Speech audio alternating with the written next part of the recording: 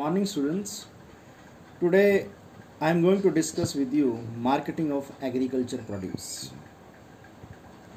Agriculture marketing involves many functions like assembling of farm produce, grading, storage, processing, preparation for market, transportation to market centers, financing, risk bearing and distribution to ultimate consumer through various market channels.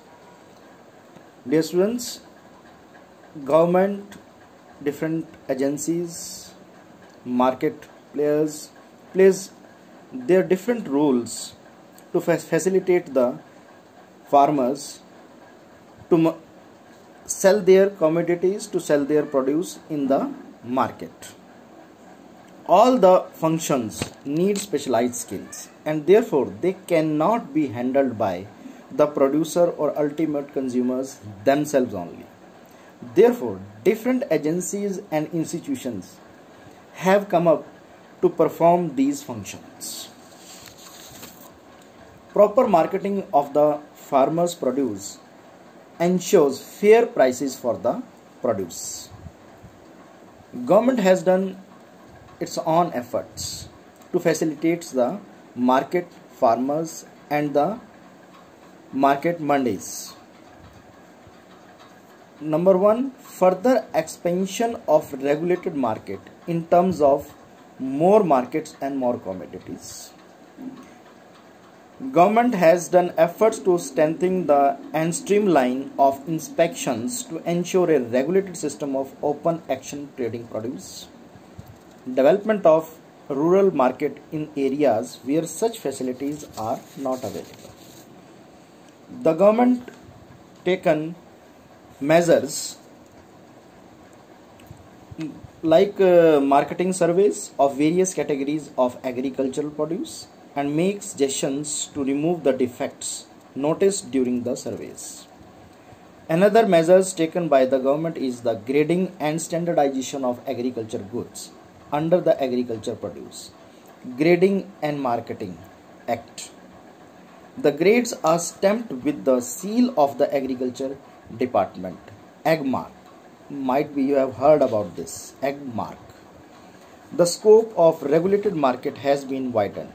At present, only 75% of agriculture produce fails within the coverage of regulated markets. Dear friends, further we can discuss about Central Warehousing Corporations was set up in 1957. At the regional and national level, additional storage capacity is being created by SWCs and CWCs, State Warehousing Corporations and Central Warehousing Corporations and the Food Corporation of India. We have seen there are lot of cooperation, coordinations from corporate have come up, and corporate shows very good interest in the agri business. We can discuss some examples like ITC. ITC has started eChopal, reaches 3.1 million farmers. Tata Kisan Kendra spreads over 14,000 villages. Godrej acquired and merged HLL's agri-business entering rural retail. Then is Mahindra sells from inputs and farm inputs and equipments through Shubh Labh. Might be you have heard about this also. Present in corporate farming and rural financing. Bharti entering food processing and exports of fruit and vegetables. Pepsi revolutionized horticulture in Punjab. This is a great revolution by this Pepsi. Entering citrus cultivation and seafood farming. Then is Shri Ram setting up a chain of rural in India. Reliance entered cropping and sale of medicinal and herbal plants. EID Perry promotes IT initiative in Tamil Nadu to facilitate advisory services, information and consultancy. DSCL set up Haryali Kisan Bazaar in 4 states for sugar and seed business. CFCS launched a commodity welfare initiative called Uttam Bandhan in Rajasthan for imparting training to youth and as extension workers Uttam Krishi Sevak.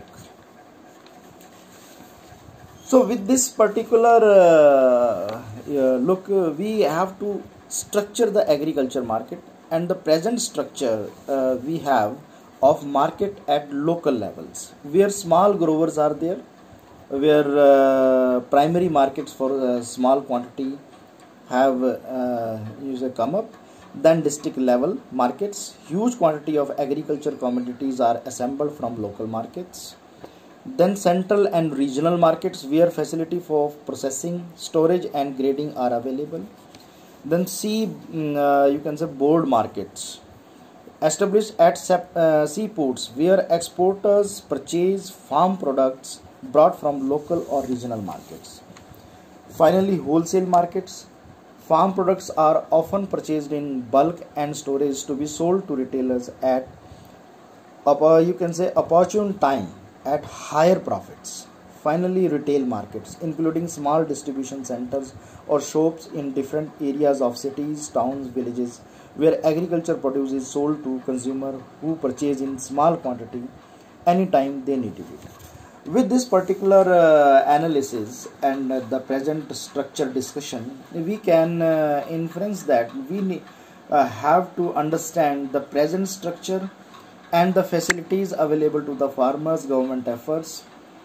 Dear students, we need to relook into the all marketing facilities available for the agriculture produce, the output from the agriculture sector, where we can facilitate the farmers to provide them better infrastructure, better market with better price mechanism, and the facilities for exporting the goods or farm produce directly to the foreign market. With this development, we can assure that farmers can lead a good sustainable life. Thank you very much.